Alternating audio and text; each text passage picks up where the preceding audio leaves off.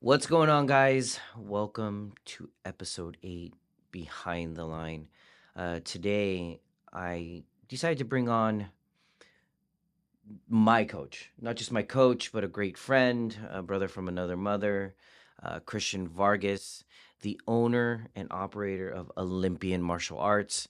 Um, it's very difficult to explain his lineage in this world as far as the fight game is concerned, but our world didn't start from the fight game. It started more just through connection, right? I mean, Sure.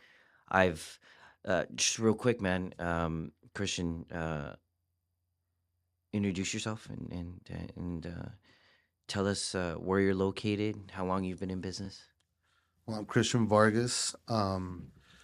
I'm located in Eastlake, right in the heart of Eastlake, original Eastlake before it expanded, closer to Eastlake Shores. I own Olympian Martial Arts, and they teach. We started with just striking. We started with just boxing and kickboxing, which was my specialty when I started out, and we then opened up the program for jujitsu.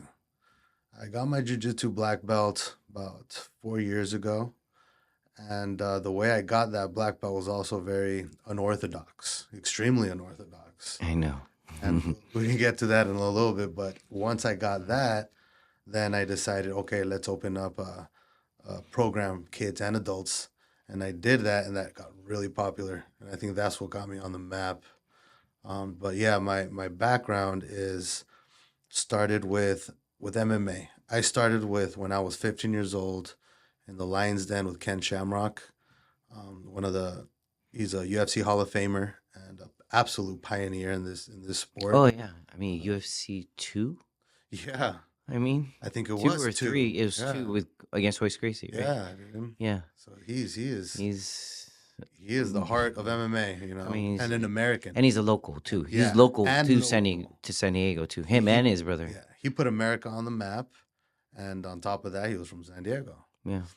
They have an interesting story themselves because him and his brother, you can tell they don't look alike. Frank. One's Mexican Yeah. and one's quite Quite Caucasian, Caucasian. Yeah.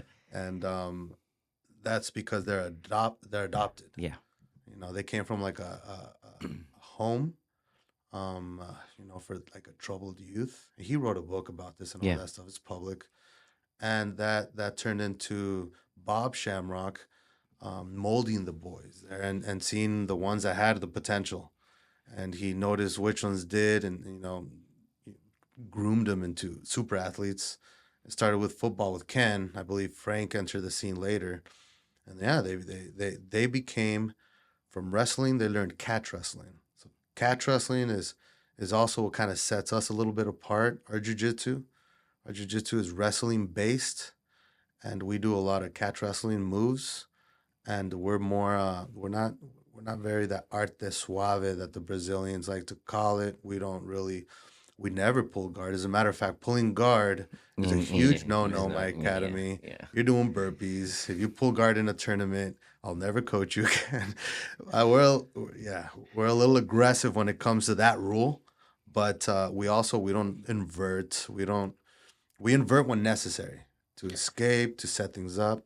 Well, I think when we go into a little bit more detail as far as your school is concerned, I think a lot of people in that world, in the MMA world, they fear wrestlers that That's right. join the MMA world, that get into jujitsu, that get into striking. It's a fear thing. When Cameron Shamrock came into the scene, the Brazilians were like, "Who is this dude?" Especially in jiu-jitsu. Yeah. They Oh, for fear sure. wrestlers. Oh, yeah. Well, when he started to learn, so the things that he learned, I mean, he was devastating, Yeah. devastating, devastating. Leg Um. locking everyone. Oh yeah. Oh yeah. I mean, I met you back, not in the Lions Den days, but I was there when Vernon was there and those guys were there as Yeah, well. Vernon, love that guy. Yeah, because I used to work at the nutrition shop across the street from Lions Den Right at on. Pro Body Warehouse, right Mm. next to the Main Street Family Fitness or 24-hour Fitness back in the day. And I met you when you were with Brandon. That's right. Yeah, with Brandon Brandon Vera. Vera. Yeah, Mm-hmm. he's my So training yeah, partner. he was your training partner. I remember that, dude. I remember I met Brandon's brother first, Joel right? Joel, is a cool dude. because of wrestling, and then um, through him I met Brandon. Although I met him a few other times, but really got to meet Brandon. I mean, we smoked in his house. I mean, Oh yeah, Brandon, Brandon's his one of house was basically a hot the, box a hot all box day. all day. This guy had two volcanoes in two different sides of the couch. That's He had a volcano hilarious. at one end of an L section and on the other end of an L section, Yeah, just because both legs went up, and you're just like whatever side he went on was where he was going to be smoking at. yeah, But I remember that, and I remember uh, when he opened up, right? yeah. In I was there for Undisputed. that Yeah, one you were there for that. for Alliance. For Yep, for Alliance. Alliance. Yeah. Alliance. It was a Yeah, Alliance. Yeah, Alliance. Sorry. Not Undisputed. Excuse me. Sorry. and not Alliance No, actually. Alliance Alliance. Yeah. is the The so yeah. Hakure's Yeah. jiu-jitsu Jiu-Jitsu lineage are lineage. like, we're not Alliance, we're Yeah. Alliance, Yeah. all Yeah. offended. Yeah. Yeah. I remember Well, that. this other one, Brandon's, was Alliance. Alliance. And with him was quite interesting. They had the biggest fight team. We at that point were the mecca of martial arts. Dominic was there too, right? Wasn't he? Dominic was part of us. Even what's his guy's name? I can't believe I'm forgetting his name. Chandler, Michael Chandler was training with us. Jeremy was there Phil too. Davis, Jeremy Stevens. Yeah. I'm talking. Travis Brown, dude. Yeah. I mean, just yeah. multiple. Yeah. Even the Olympic wrestler we got. No, actually, that wasn't Alliance. We were training with the San Diego Fight Club. The Olympic wrestler, big dude. Can't believe I'm forgetting his name. Heavyweight, won gold medal. Oh man, it's because I'm tired, but I'll remember his name and I'll bring it back up. But we had quite the fight team. It was the mecca, and that's all we did. It was our life. You know, I went to college, but it was basically I met up with Brandon. I'd go to his house. We'd go train. After we trained hard as hell, we'd go back to his house. We'd kill zombies on Call of Duty, and we'd smoke his volcano, and we'd recover. Sometimes we'd go in the pool. Sometimes, we'd go eat something good, healthy to recover for the second session. Then we'd go back out and we'd train again in the evening. And in the evening would be somewhere else. Sometimes we'd travel to Carlsbad with his Muay Thai coach. But it was a daily thing. Me and Brandon, for years, we were quite the training partners. A lot of people don't know that Brandon's really good on the ground too. He's exceptional. Actually, on the ground. he was a wrestler, right? He's a Greco badass wrestler, right? Yeah, he was a And wrestler. a brown belt in jiu-jitsu. Yeah, and then in brown belt in jiu-jitsu. So yeah, that combination was badass. I mean, being so tall, having long limbs, getting into the striking game is just an advantage. And then being as big as he is, and dude. then when he took on striking, he had really good coaching. Oh yeah. So he excelled fast. Yeah. I mean, obviously, athlete, wrestler, Yeah. Greco. If Jiu-jitsu. Brandon was had some, I feel the only thing that I wanted Brandon to have was a better strength and conditioning coach. His strength and conditioning coach was not good. Well, I mean, he needed somebody to develop explosiveness in Brandon. Well, he was also, Filipino icon, right? I mean, in the Philippines. Oh right yeah, now, the Philippines. That guy he's is a god. idol, dude. The guy's a god. I mean, you got Manny used to tell Pacquiao, me. and then you got Brandon Vera. He You would know what I tell me, mean? Christian, you got to go to the Philippines with me, man. Wherever I go, the people just love me. I still follow him on social media, but yeah, I mean, you're right. I mean, I do remember his fight games. I do remember his career in UFC. One of the biggest issues with him was, when he moved weight classes and losing weight and maintaining his weight off season, and then the cuts were pretty drastic. It would drain him pretty bad. But the guy was a beast. A better coach in that regard. I mean, and I think what more than anything, everything happens for a reason, right? When Sure. you and I speak a lot about religion. Absolutely. Yeah. We speak a lot about we speak a lot about things that we don't necessarily control. Yes, sir. And I think more than anything, that was the road that was dedicated to the path that he needed to take. And look at him now, man. He's where he ended up. Yeah. One. Yeah. Where they love him. And he's an icon there, man. It's They amazing. take care of him there. Yeah, they do. They do. And they don't necessarily necessarily look at Brandon's career overall. They just look at his his ability to travel where he got to. Yeah. Because you and I both know that that circle, Hmm. right? Hmm. It wasn't always the most tame Not circle at all. Oh, mentally, not necessarily physically, but mentally. There was a lot of mental things that occurred during those times. And look, oh yeah. that's The when things War that I. Machine was around, bro. Oh Oh man, the my God. stories I can tell you Yeah, on that's right. that, I remember. dude. That's when I remember walking into Alliance, and me and Joel walking into Alliance, and War Machine, what's his name? Rudy, Steven, Jeremy, uh, Phil, and a couple other people were just sitting there. And I'm like, dang, I've seen all of these fools on TV. You know what I mean? Yeah, Like, sure. oh my Yeah, God. that's the fight team we had, These man. were the guys, and it's crazy because you think about that, man, and you're like, oh my God, Kill freaking. him. Sorry. That's like, you think about that and you go back then, that's how far back you've been training. How Yeah. long have you been training? Oh man, my first professional fight was 2002, Oh, wow. and I was a minor. My parents had to show up to the event to sign a waiver to allow me to fight grown ass men, and I knocked him out. Oh, As wow. I fought a Marine that had just come back from Fallujah, that was a wrestler and had some experience, and he had actually just got his part of his hand shot off, Ooh. so like his pinky was missing, Oh, wow. and he was about maybe 25. I was 17. First exchange, he threw a hook. I ducked it. I double legged him. I picked him up over my head. I slammed him and immediately went into the mount. And I just started grounding and pounding him until Vernon was the ref. So Vernon stops it, the TKO in like 30 seconds. But yeah, that's when I started. That's when you started. Who got you into fighting?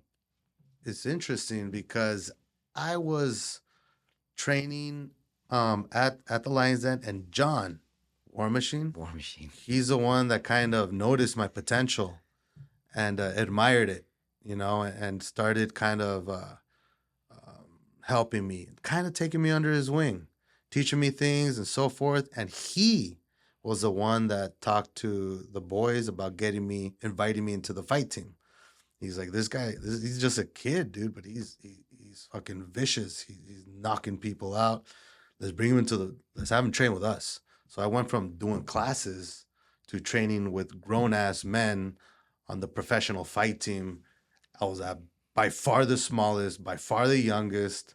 They called me Scrappy Doo. Vernon called me Scrappy Doo because I was like that little puppy that was so tiny, would get his. You're tiny, man. You know what I You're mean? tiny. Like they were mopping me up, but I wouldn't. I would just. They couldn't break me, and I'd keep coming back, and I was just down for it, and not because of Igor. I was just who I was. I came from this sport mentality. My dad gave me really good mentality from football and everything, and he was always putting these, good. Um, he was just always telling me, give it your 110%. He'd tell me in Spanish, right? But he says, always give it 110%, son. Always give it everything you got. Leave it all on the line. Leave it all on the mat. Everything, absolutely everything, every single time. And that helped a lot. I think that is what created me. And why did you stop? Well, I don't want to say stop because you still compete now. Yeah, I Why don't did I think. retire? I don't want to say. Yeah, you retired, and then The professional fight team. the professional fight side. When we started hanging out and really talking more, you were an instructor Yeah. already. You were teaching on a level where people were seeking your guidance, Yeah. and then I saw you develop a program at formerly called Alianza Uh-huh. for the kids Yes. that blew up, man. It blew up, guys. Totally. It overtook the adult classes, Yeah. you know. And then obviously you saw value in your skill, Yeah. and I didn't know I'd be so good at teaching kids. I had no idea that I would be able to form such a connection where I can teach them grown ass martial arts moves. I wasn't teaching them any Mickey Mouse shit. I was teaching them the stuff because I was also training the pros at Alliance when I was over there with Brandon. I was teaching the professional fight girls team. So oh, that's right. I forgot. yeah, Remember I've he had taught the a lot of girls. pros, man. He had what's her name there? And then yeah, so that's part of my retirement is an interesting story, dude. Retirement was not because I wanted to. That retirement came from me just keeping it real when it came to fighting. And I wouldn't let nobody cross the line with me. I gave everybody the respect they deserved. But the moment they crossed the line with me, it was all right. Then let's do this. Mhm. And it was too much for people. I would have to say, man, when I first met you years and years ago, your temperament was That was intense. very. I had so many nicknames. Yeah. One of the nicknames was Street Fighter. Yeah, The other nickname was dude, Intensity. you went from like there wasn't even 100 scale. This fool blew it off. And I mind was you, just ready for we war. we would always hang out and smoke and chill and have deep conversations. But we could even be in the deepest conversation and somebody stupid would say something stupid or do something stupid. Set my ass And off. this dude's like, the high's gone. He's like in kill mode. You know what it is, man? I just cannot let any battle go by. It's this thing about the battle. I don't know why, but my whole life I was on the hunt for a good battle. And that's actually what led me to God. I was about to say, man, because most people in this. That is the biggest and Yeah, I was baddest gonna battle. say yes. And I recognize that. I realize, holy shit, you know what? That's the baddest battle on earth. Mm-hmm. That's the battle for me. Well, I mean, more than anything, dude. I mean, you know, we talk a lot about religion. We talk a lot about relationships. How close you were to your dad. You know, we definitely have deep talks about that. Well, I think more than anything is when you're battling. I don't want to say battling with God, right? God's teaching Battling you. my demons. God's Reaching teaching for God. God's teaching you that it's you that you need to battle. It's you that needs to face the mirror. You need to turn around and hug the cactus, and then therefore improve, right? Sure. Because He's already made the biggest sacrifice He can make Yes. to show you. He's not a battle. He is the exactly. easy. Yeah. So, and that's Getting to him. yeah, Is the battle. is exactly, and it, you know, you and I, before we even start class, sometimes, man, it's just we have these deep conversations, Absolutely full of substance. full of substance, you know, and one of the reasons why I wanted to bring you on here, man, is because it's really important for people to see. You know, I'm a personal trainer. I'm a coach. There's a type of personal training coaching that I do that goes beyond, let's say, getting somebody on stage or helping somebody lose body fat or helping somebody get ready for a wedding or whatever, right? Whatever goal they may have. I truly want them to change their culture in life when it comes to their health.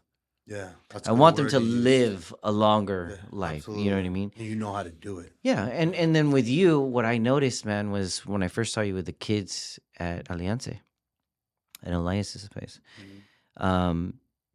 you were teaching these kids skills that go beyond the application of these kids just, let's say, taking a takedown or, you know, sweeping away or locking an armbar or locking a rear naked or an Americana, whatever it may be, right? You were teaching them the fundamental techniques step by step. With me, I can't even tell you how important that, you know, the weeks of footwork and footwork and footwork. Footwork is absolutely and footwork. You know, how important it was. You know what I mean? It wasn't just the feeling of getting into the class and throwing a punch, right? Or feeling like I'm releasing that type of energy, you know? And that's where I've seen your talent come into most display and why you're very picky about training people one-on-one. I'm his only one-on-one student. Right now, yes. Yeah, right now. Yeah. And I think I'm more of a trial too, just to see if he can handle it. But He's been accepted. so I mean, like, but that's the thing though, is in the world that you're in, starting where you started and going from the background you came from, man, you've walked with the greats, you've trained with the greats, you've learned from the greats. Best in the world, man. bro. Uh, I mean, you mentioned Ken Shamrock's name anywhere. If you're into UFC or anything like that, you know who he is. absolutely. You know what I mean? Whether you like them or dislike them, For you sure. know, you know who For he sure. is. And when you have the ability to take all those tools in life and all those people that you've come across and all those emotions and feelings of people that you've dealt with and learn to take the best from them and create your own book, Mm-hmm. your own architecture of life, Mm-hmm. and then repeat that through kids that are willing to learn and improve above and beyond just the skill set that you're giving them. Because I've seen your classes, man. There's discipline there. Mm-hmm. When these kids Absolutely. walk in, Yeah. there's a level of respect there, like they're talking to a parent. Yeah. They Y- respect me more than their parents do. well, I mean, And the parents tell me yeah. that, and not that Well, it's a bad it's thing. not They a bad love thing. it. Yeah. They eat it up. Well, I think more They than, love let's it. be real, we're kids. We've been kids before. Yeah. I mean, when we're with other people, sometimes You're that comfortable happens. with your parents. That's Yeah, natural. it's in And that then you got and your professor, and you mm-hmm, know your professor is a yeah, legit badass. And on top of all the discipline, your professor shows you love. yeah. He gives you that true attention where you feel like he truly cares about you. I have kids that come in, man, that I want to say that I'm sure that they simply come in from the true attention that I give them.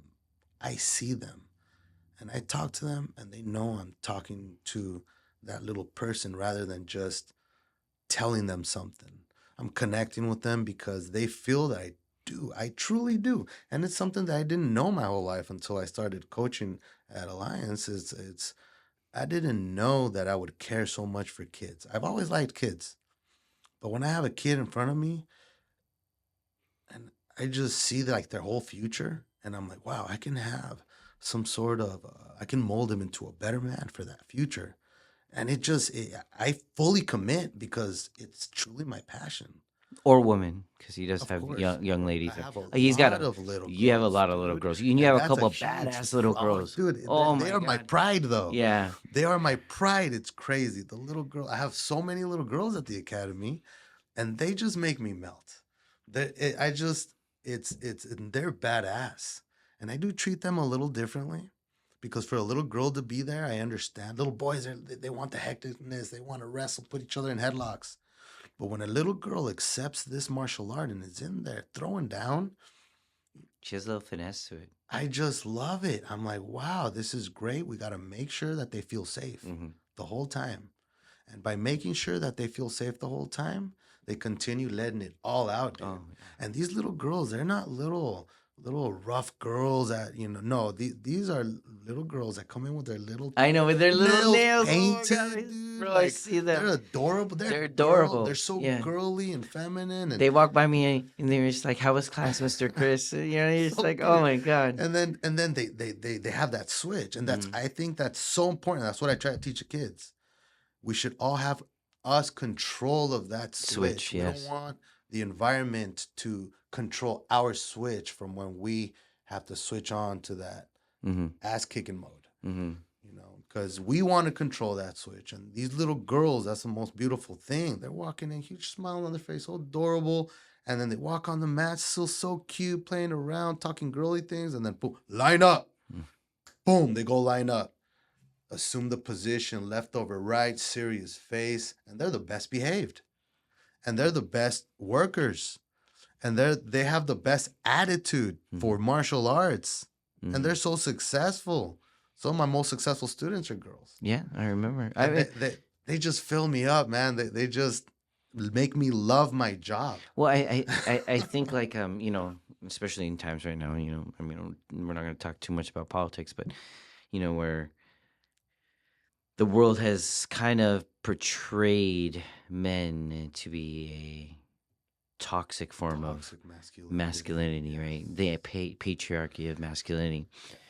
That's such a sad thing. To see you dealing with these young men and then dealing with these young women, I love how you're shaping and seeing that young men are always going to be that rough tumblers, the goof offs, the ones that are always going to try to push to the edge every time Yes. with coach, right? Well said. Push to the edge with Yeah. every time with coach.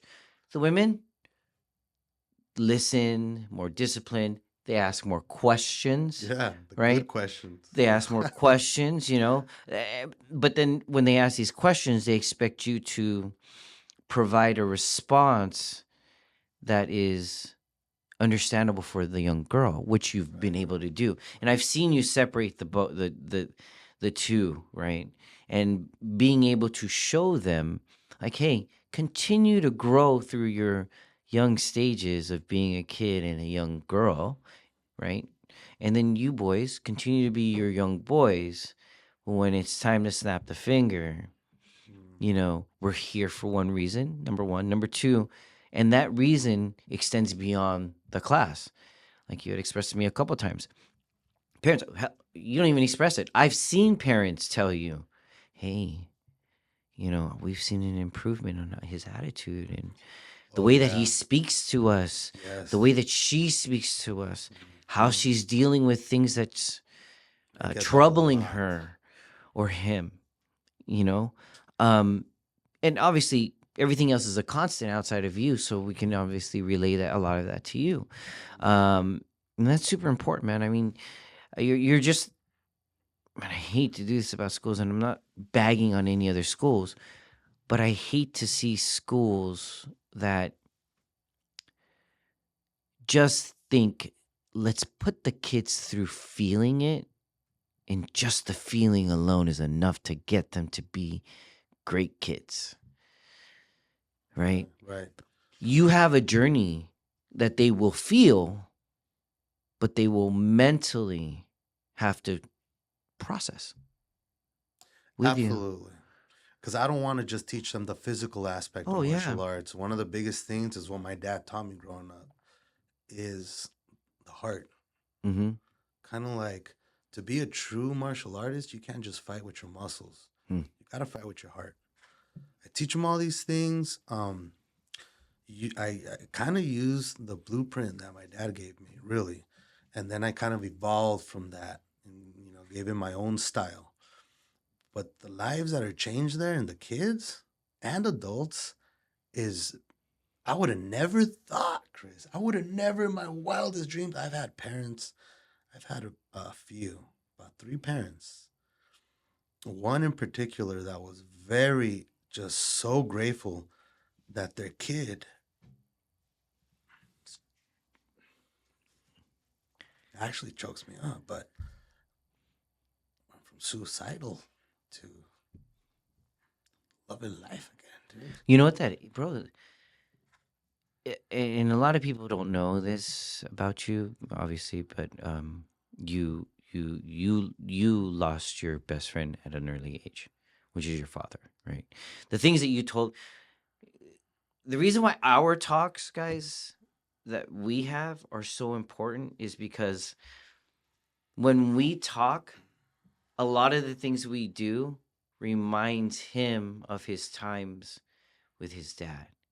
And when he expresses those things to me and he says I those miss things to him. me, it well, not just that you miss him, but it shows me that you were truly in the moment of those times. Yeah, Yeah, you know what I was. mean? Yeah. And he was not just not just were you in the moment, but he was an impactful person in your life Oh, was that it? set a tone, which is crazy to say, guys, because I've met his mother and I know his relationship with his mom now.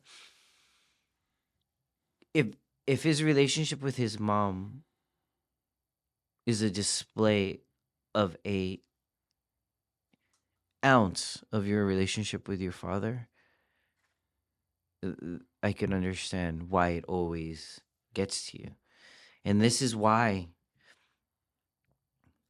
you have such a deep connection with these in teaching, bro. It's your that's your whether people want to believe it or not, but that's your father's hand on your shoulder Oh yeah. Oh yeah. in class, Oh yeah. walking with you. And I'm sure, bro, I when hear you're him in my sleep a yes, lot. you know, uh, American Idol, Tongi, he just recently won, and he's Big from dude. a big dude, Yeah. great guy. And he talked about his He dad. sings over the Rainbow Badass. Yeah, and he talks about his dad, and he said that the only reason why he continued to sing was because every time he sung, he could still hear his father singing with him. Wow. I So believe that, dude. even though it was hurtful to do so, Yeah. it was also his only joy But there's to different do types so. of hurt. Yeah. There is like this poetic sorrow, and then there's pain. Mm. Love is this just beautiful sorrow that's life. If you don't feel that in life, you didn't live. Mm. Yeah. Well, that's the You bro. know? That's And Ecclesiastes. Remember the yeah, book I told yeah. you? That's all it's about. Yeah. There's a time And and a place for everything. everything. That's everything. the main message. But one of the most beautiful things that I remember from that book was that sorrow is greater than laughter. Oh yes. Because you get something from sorrow. Laughter is just a simple gift. Laughter is almost like an action, And then and it goes away. sorrow builds character, and sorrow is like that magical moment that you have an opportunity to get close to God. It leads you towards grace. Without sorrow, let's say you're happy, you're content, you're satisfied, everything's going great. All the girls love you, you're doing great in sports, you're successful, you have a good car, everything's going great. Why are you going to look for God? Mm. Like, I mean, that's you. That also goes back to the whole. It is for a rich man to enter the kingdom of heaven is like for a camel to go through the eye of a needle. And when he mentions rich man, he doesn't. He's not just talking about rich monetary. No, yeah. He's talking about rich and fulfillment. Mm-hmm. You know, so when you're that fulfilled, you can think of God and tell him you love him, but like to truly love God, you need to do those virtues, right? Sacraments. So sorrow, Mm-hmm. sorrow leads you to this place of humility, place of can you like slow everything down? Your cockiness goes away. It'll come back when you get content again, and it becomes a relationship with God. But sorrow, man, sorrow is what brought me to God. Sorrow leads to grace, man. And sorrow comes from everything too. It's sorrow can come from anything that you experience in life, and it's just a matter of you, right? The losses. Yeah. Well, I mean, bro, my life's sorrow back in the day, is what made me who I am now. That's the Oh, you just described my whole. who I am yeah, now. exactly. Who I am now is an accumulation of my sorrows. Yeah, absolutely. It's mostly a lot of my dad, but for example, I still hurt on the daily from my past relationship. You know. Oh no, and that's exactly what I meant. Ex-fiance. Yeah, that's exactly my last tournament where I got double gold. I remember I had to cut like an extra 4 pounds before, and I was late, so I was just boom, I threw everything on. I focused and I started jogging in the sun in Del Mar, and all I would think about was everything that hurt. Oh yeah, and everything that I had like experienced and gone through, and using it as fuel though. You know what I mean? It's funny you say that, man, because Joe Rogan, he explains it best. Comedians use their talent of telling jokes because it comes from a dark place. Yeah. That's that psychology. I've heard of that psychology, absolutely. Right? A lot of fighters, a lot of athletes use their life's sorrows or dark places to help propel them forward. Absolutely, because it still hurts. Because it still hurts. What happens when something hurts, man? You got to get it out. Bottle it up. The thing about that pain, though, man, is is it teaches you to recognize and pay attention to the pains of the future, and And prepare. being aware and prepared, right? Being aware and prepared, and that's one of the things, guys. I mean, if you ever get an opportunity to go check out his school, which you should also follow his IG page because, like I said, he still competes. All of your students compete. You walk up to the academy, man. There's just medals And it's all from fogged up. you and the kids, Yeah. right? Yeah. A sense of pride that goes, that isn't virtual, virtue signaling, cockiness in any way or anything like that. Because these kids, man, they truly are looking at a leader they want to follow because you're still doing it. True. You're True. still doing it, bro. They You know how I still started see competing, you. man? This is an interesting story. My first tournament in jiu-jitsu was 1 year ago exactly.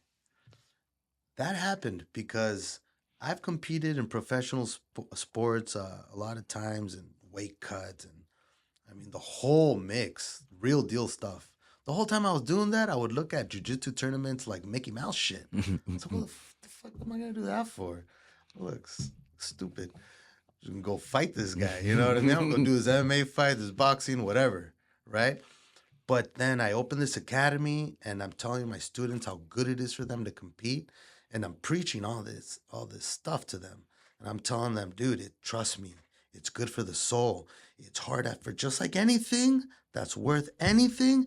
It's gonna be hard. Sorry, it's gonna be hard at first, and you're going to be stressed, and you're gonna feel anxiety. What happens when you feel that? You have to overcome it. It's called overcoming adversity. And how are you going to learn to overcome adversity You got to put it if through you them. don't put adversity in You got to front of you you? got to put it And through in it. this case, it's healthy adversity. It's not, oh, your dad died adversity. Now you have no choice. Yeah. No, this is you made a fucking decision to put this fight in front of you. Now it's time to prepare and to show up. Yeah. Show up to your fight, bro. That's gangster shit. Show up. Go Yeah. toe to toe. Look at that guy in the eye and throw down after a month or two of training for it, of thinking about it, of stressing about it, playing with the ideas in your head. I mean, just like kind of like preparing for a test. Mm. You're gonna stress out the whole time, or you're gonna prepare for it, do everything you can, and use a psychology and logic to your side, which is I did everything I can. There's no reason to stress. Just show up to your fight. That's the most important part. Yeah. So I'm preaching all this stuff to these guys, and I'm not even competing. And I immediately think about that. After the first tournament that I took them to, my poor students, grown ass men, man, grown ass fucking power lifters, swole, dog, like big, strong dudes, stronger than me, just terrified, terrified, dude. And I see it in their eyes, and they get through it because I'm there right next to them and everything. But then I realize, you know what? No, I'm gonna show them how it's done. I'm gonna lead by example. And I told them that, you know what, guys? I've never competed in jiu-jitsu in my life. My first competition, I'm gonna do it as a fucking black belt in the open sea. Between white and brown, you're not in an open sea. As a matter of fact, you're gonna get so many sandbaggers and you can get this and that. It's not, it is predictable. You're fine. You're with the guppies. Once you're a black belt, It's a different story. now you can go with a black belt. It's been a black belt for 10 years. Mm-hmm. Brown belts, they all have their range of time. They're not gonna pass that. Purples, blues. Yeah. Blacks, dude, you have no idea what their specialty is How long they've been that. and how long they've been doing that. They've been a black belt, how many tournaments they've done. Mhm. But the crazy part is what their specialty is. Like I have my specialties. I don't know if some guy's a leg lock wizard and is gonna snap my ACL, because that black belt, they'll snap it like that. And the other. So I'm like, all right, I'm gonna show you guys, and I'm gonna do something that's harder than what you're doing. So I did it, and I prepared with them, and I showed them how to do it step by step. I prepared for the next tournament with them the way I would for my MMA fights. I would create a camp.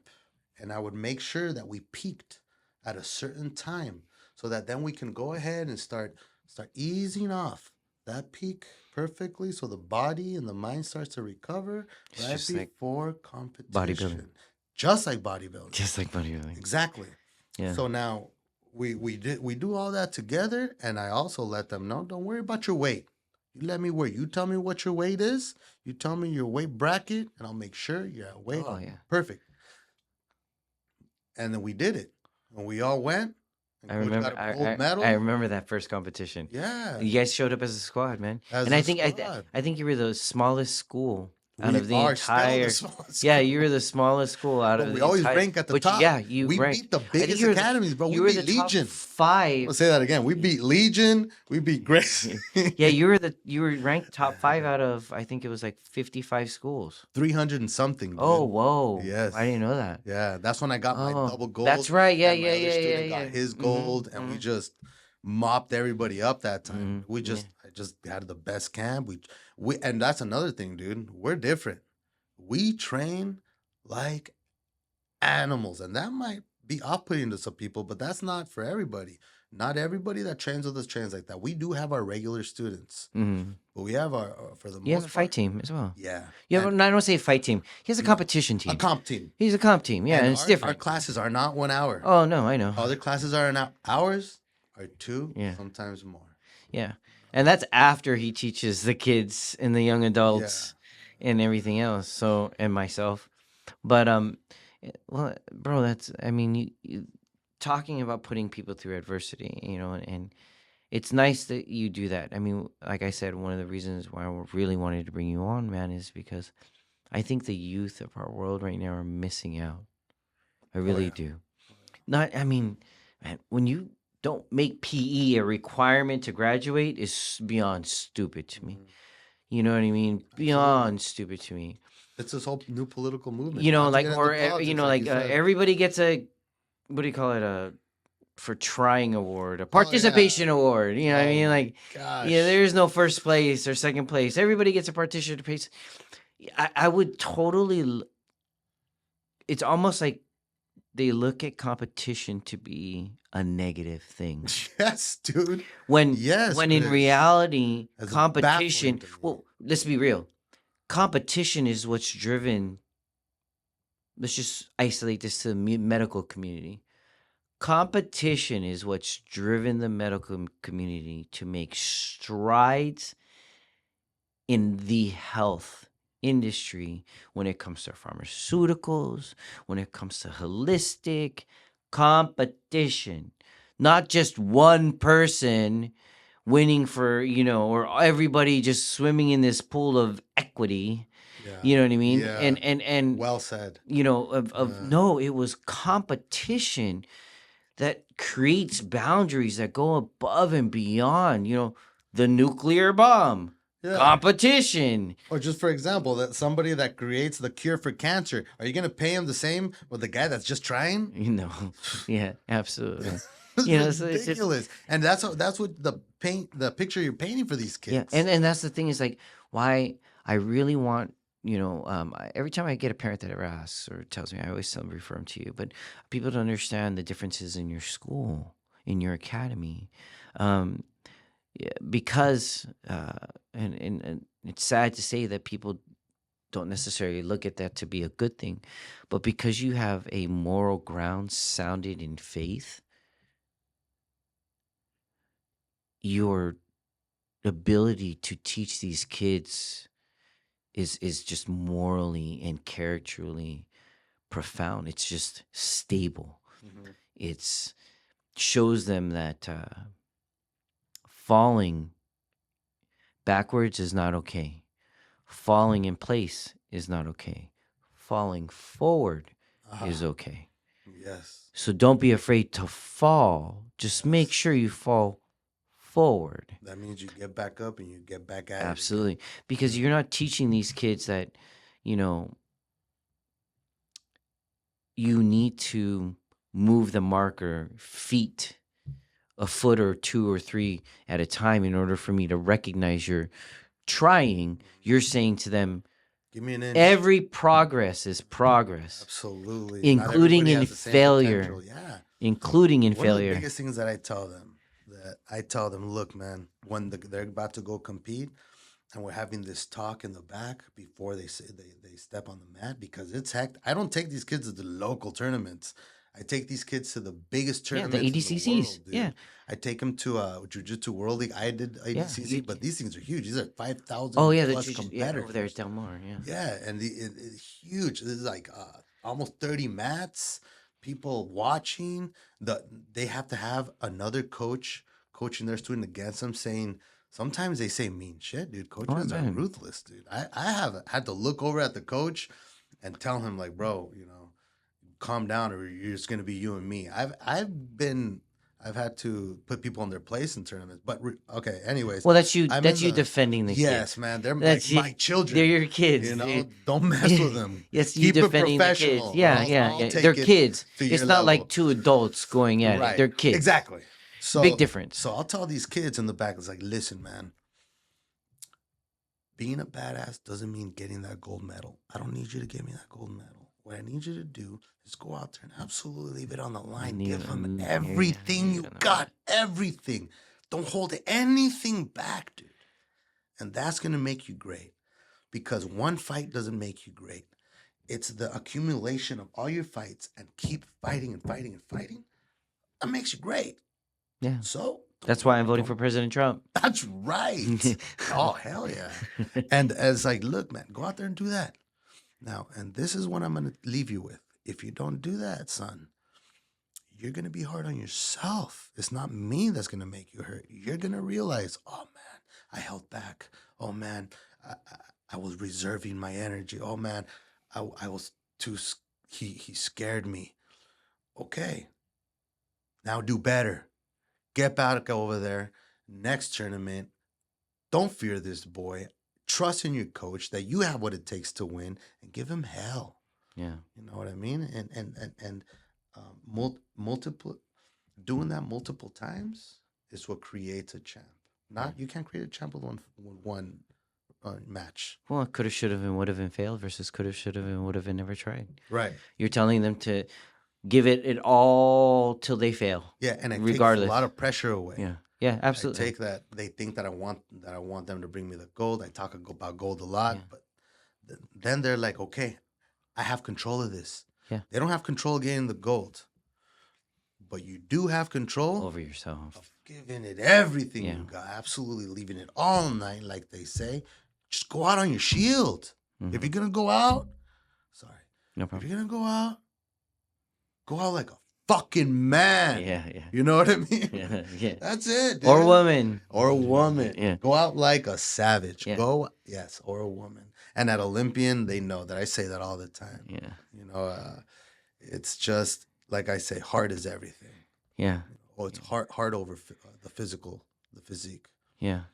But yeah. Well, I mean, the viewers got to know you a little bit more based on what you do and all those other things, man. And it's really important for people to understand who they're trusting their kids in, right? Sure. Especially nowadays, bro. Which I grew up in a time, man. I grew up in a time where people, kids were playing outside. Kids were knocking on neighbors' doors and saying, "Hey, can Cris play? Is he done with his homework? Does he have chores?" Nowadays it's like an interview, to do anything. But to be able to show people the inside view of you to allow them to help you grow. And the great thing about it is, like I said, man, you're still competing. You actually have a really big one coming up in Miami. I do. Yeah.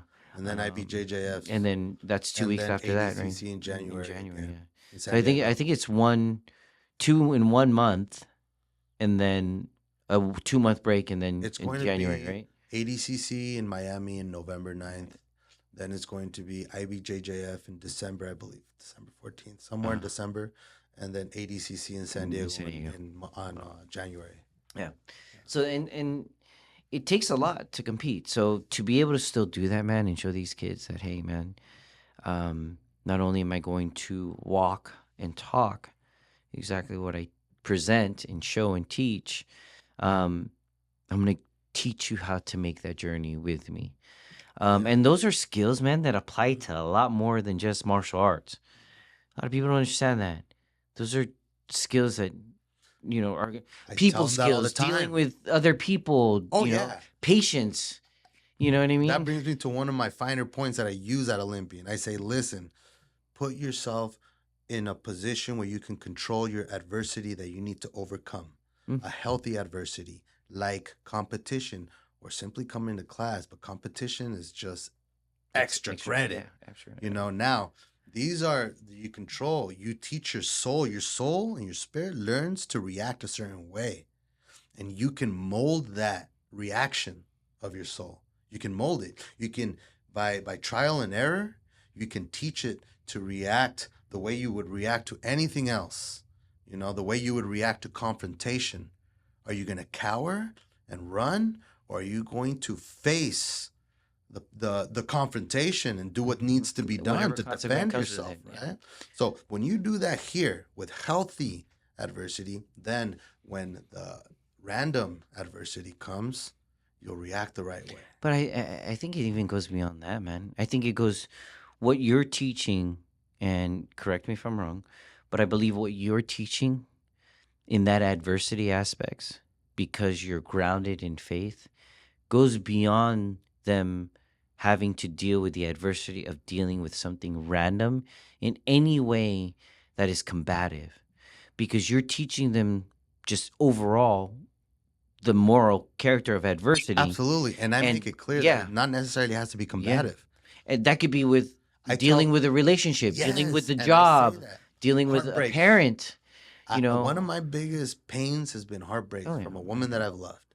So I try to prepare these kids for that. And it's like, look, man, learn how to deal with adversity, and you'll get through these pains that you'll deal with later in your adult life. These pains that we have no control, especially when you're somebody that lets it lets it all out the way I am. When I love a girl, I love her with everything. So when it doesn't work out, boom. So Yeah. it's the same thing. You have to learn how to keep fighting. You don't just, go in a dark room and get depressed. You say, fuck that. Let's get stronger. Let's keep fighting. And this isn't combative, this isn't physical. No. This is the soul. Well, that's still You know? a lot of people don't realize, but that's still you're still going to war, and this Yes. And I it's the call that battle. That's the battles I'm talking and it's probably the about. hardest battle that most people will ever face, because it's a battle Yes. within. Yes. And when Just gotta you're put one foot in front of the when other. you're battling within, man, you're more than likely easier to give up on that battle, because you can tell yourself to do that, and you can also tell yourself to not give it that 110% that you need, because even if you know the outcome is not going to be good, even if you know the outcome is failure, even if you know the consequences are something that you don't necessarily want to have to deal with, right? In Jordan Peterson's book, 12 Rules to Life, he says, one of the rules is to always tell the truth. And he was confronted in an interview, like, what's the hardest rule for you to follow? And he was like, well, I would have to say to tell the truth. And the women were like, oh my God, you're that type of man? And he's like, are you telling me you tell the truth all the time? Exactly what I was Is thinking. that what you're saying? Because as human beings and human nature, especially with society the way that it is now, with social medias and things like that, it's very easy to tell a lie to gain instant gratification, right? But it's very hard to tell the truth, That's why it's a to deal commandment. with, to deal with short-term turmoil, but long-term gratification.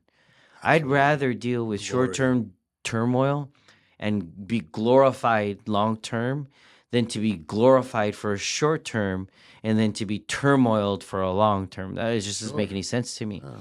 So when you're teaching these kids, man, you're teaching them this aspect of things, that the challenges of everyday life, and it's hard, man. It's tough, and what I would like to do is, because now that I've got you introduced, I want everybody to check out his school, check out his page.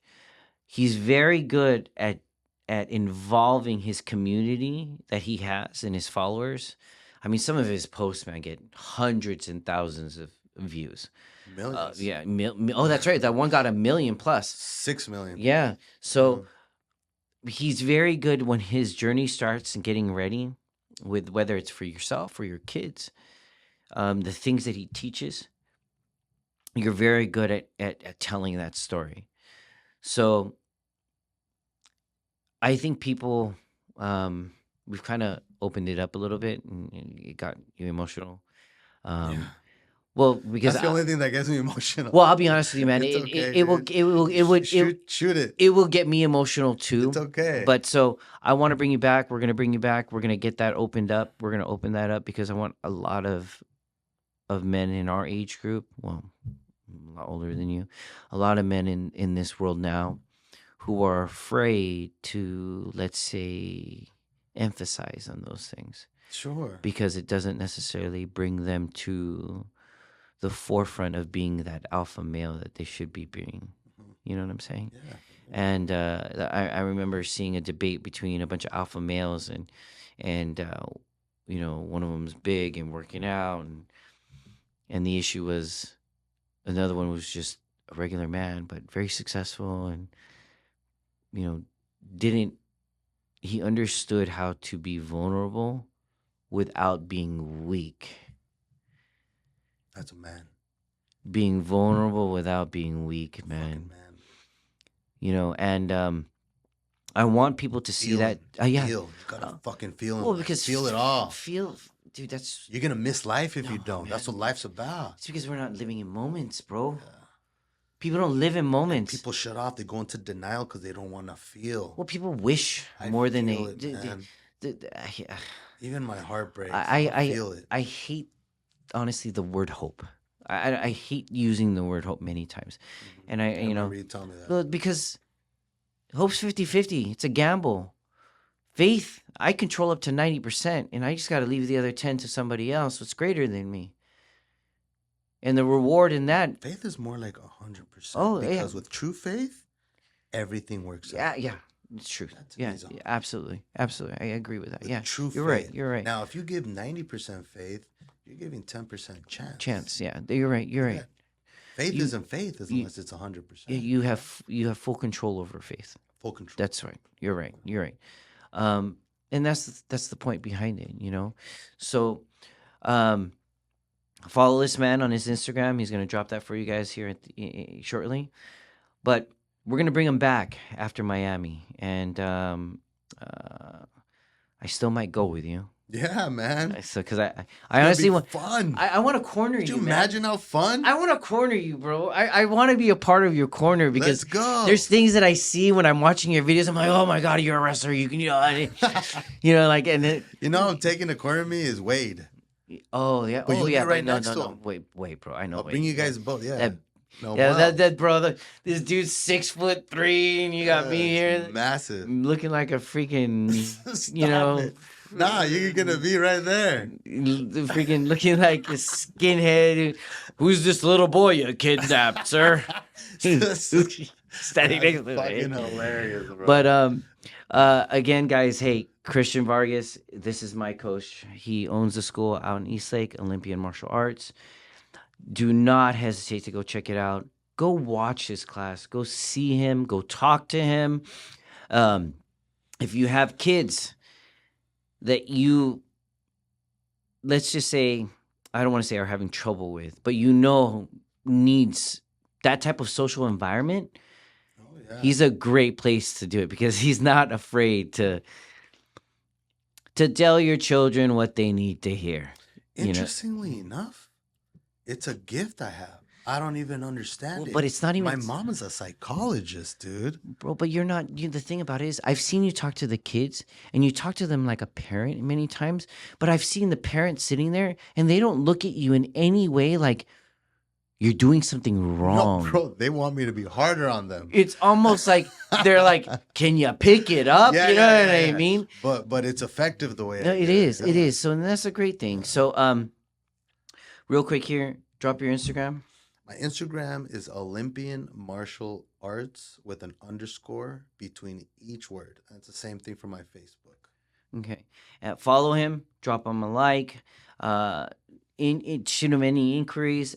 Ask him questions. If you're in the fight game now, if you're somebody that's getting ready for a competition, this man would love to train with you. I mean, I've seen him. You were training with Vernon, those guys, not too long ago. Well, not I mean, Vernon. not Vernon's Vernon. been a Oh really no, long you were time. training with what's his name? I call him Big Old Arms, the big back boy. He can hug you and he's wrapped Ron? around- No. No, not Ron. Oh God, Davis. Oh, Phil Davis. Phil yeah. Davis. Still training with him. Yeah, you're still training with him. I'm training some other guys there at Azteca. Azteca, yeah. A former UFC fighter, Matt Sales. Oh, he just got a contract with BKFC. Yeah. So I'm over there helping him with that. But yeah, I get called to do the intellectual, the hard stuff. Yeah. You know, the weight cuts. They're asking me. You know, Bro, bring me professionals from everywhere. Bring me in. You know, things like that. I can be a strength and conditioning coach for a great team. We would make, bro, an amazing one.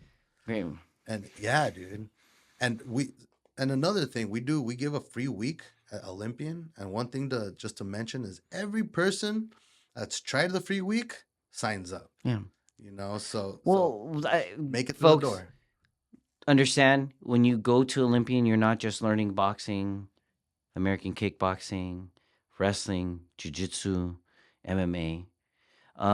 You're learning a skill set that's not just physical, but it's very mental. If you're a follower of Bruce Lee, if you understand him, and his psychology, you'll understand what Olympian's doing. Okay, Yeah, absolutely. We're gonna bring you back after Miami. We're gonna talk about that. We're gonna talk about your journey in there, and then I would like to unfold the onion on your dad. Yeah. You know, I'm down, because, man. I'm down. It's important for people to see that, man. You know what I mean? And the way Olympian was created, bro. I know. No, that's I was there. Story. I was there. I was there. I was part of all of it, man. Yeah, I was part of all of it. Right in the middle of it, and yeah, that's a story. And my dad is a story. Yeah, definitely. So, thank you for your time, man. I know you came straight from class, and it's a little late, but thank you for your time, Coach, and sitting down and exposing San Diego to what you have. So please don't forget, leave a like, subscribe, comment on this video, follow us on Instagram, Cake Factory Training Facilities, and then also I'm going to be dropping a new channel as well, sistering with this one, called Seafood Talks. And we'll also be on TikTok with that as well. We're really going to try growing this channel. We're going to talk about everything, not just health and fitness, and look forward to all of that, all right? If anything, thank you again. Peace. Horse. Yes, sir. Shit.